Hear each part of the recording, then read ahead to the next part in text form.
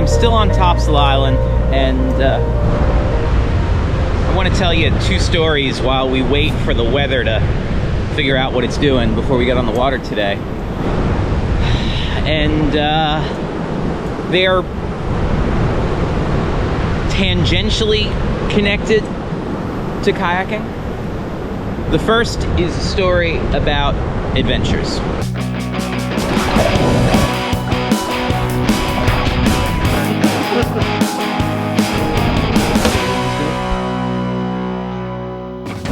I decided I wanted to kayak the Inside Passage in like 1996. And the prep that I did for it was essentially reading books about people who had paddled the Inside Passage. There were not that many, and I think at the time I read all of them. And when it came up in kayaking conversation, it was something I wanted to do. But beyond that, I did nothing to prepare for it. Then in 2009, it sort of hit me like a ton of bricks that if I didn't make it happen, if I didn't do it then, it wasn't gonna happen. And so I talked to my wife about it, I talked to my employer about it, and my wife essentially said, you know, if it's important to you, let's figure out how to make it happen. And so I set to work. You know, I started buying the gear, I started training really hard, I did everything I needed to do, and 2 years later I was paddling the Inside Passage. Really like 18 months later, I was paddling the Inside Passage. And the important part of that was that at some point it just clicked that I needed to do it, and I needed to do it for me. That trip changed my life in terms of it gave me way more confidence. It sort of told me really where I was as a paddler. It gave me, and this is not a reason to do a trip like that, but because I was already working in outdoor education, it gave me a measure of credibility that I didn't have before, particularly in kayaking, but in general. And so in that sense, it was life-changing in what it did for me. And I was back in Alaska 2 years later on another big trip, and they sort of never really stopped. And the lesson in that for me and for you is what keeps people from doing trips, big trips that will like change your life, is not the money, the gear, the time off from work, the approval from a spouse. It's none of those things. It's you. It's you deciding, I can't do this for whatever reason. If you want to do it, you need to find a way to make it happen. And I work with a lot of people through my little company, helping them prep for big trips like that. And it's life-changing. It's great to see people doing that.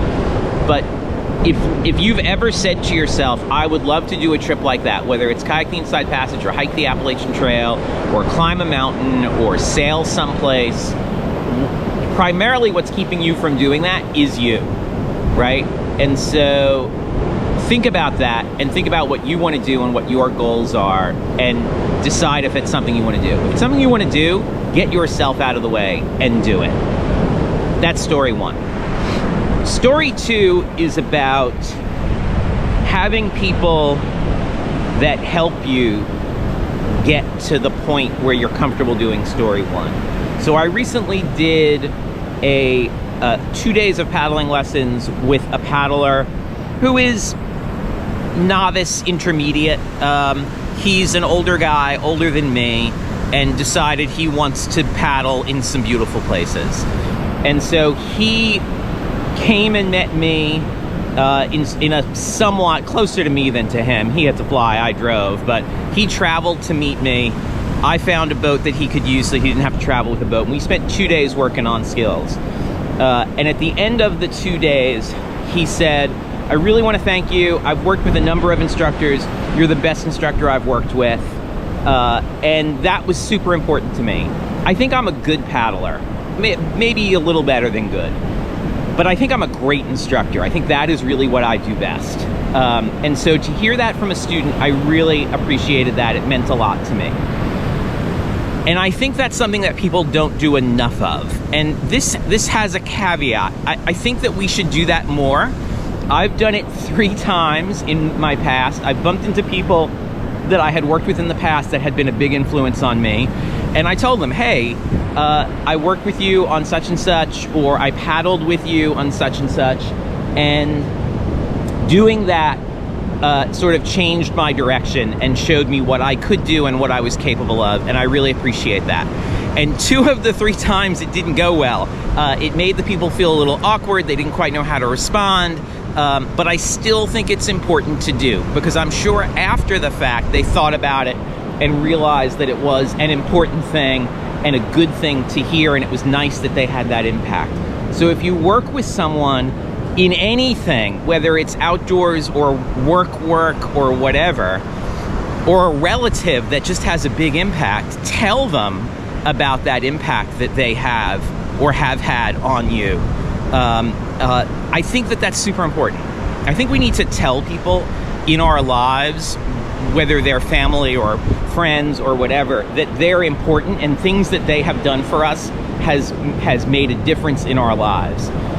So do that. It can be hard, but things that bring positive growth and change are usually hard. And so I think that's an important thing. So 2 things for you to think about that I think are important is figure out where you want to go and get yourself going there. And if you don't want to go anywhere, that's fine.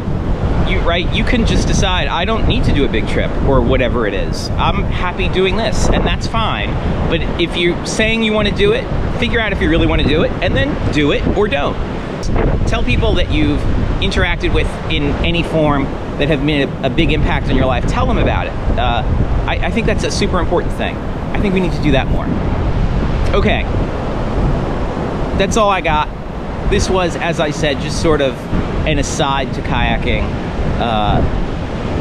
but I thought it was important to say, and I was waiting on the weather.